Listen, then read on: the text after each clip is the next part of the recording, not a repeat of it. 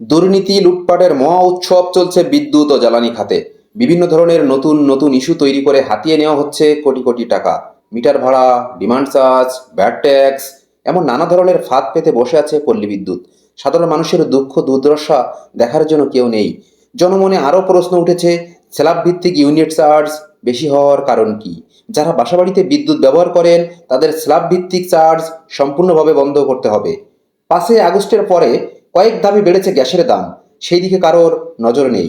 Gas আমাদের দেশে পর্যাপ্ত থাকার সত্ত্বেও কেন ধাপে ধাপে বৃদ্ধি পাচ্ছে, এমন প্রশ্ন ঘুরপাক খাচ্ছে জনমনে। দেশের সকল খাতে স্বচ্ছতা আনার জোর দাবি জানিয়েছে সাধারণ মানুষ। কোনো ধরনের অন্যায় অনিয়ম মেনে নিতে চাইছে না বাংলাদেশ। নতুন রূপে নিজেকে জাহির করতে চায় বাংলা। একটি রাষ্ট্র ব্যবস্থা উন্নয়ন করতে প্রথম ধাপ হচ্ছে স্বচ্ছতা। অন্যায় অনিয়ম আর দুর্নীতির উপরে ভিত্তি করে কোনো রাষ্ট্র সামনের দিকে অগ্রসর হতে পারে না। বিদ্যুৎ ও জ্বালানি খাতের সর্বোচ্চ পদে যারা অধিষ্ঠিত হয়ে বসে আছেন, আপনাদের কাছে জোর দাবি জানাচ্ছি, সব দিকে সুদৃষ্টি দিবেন, সব জায়গাতে স্বচ্ছতা ফিরিয়ে নিয়ে আসবেন। কোনো অন্যায় অনিয়ম দেখতে চায় না বাংলার গণমানুষ।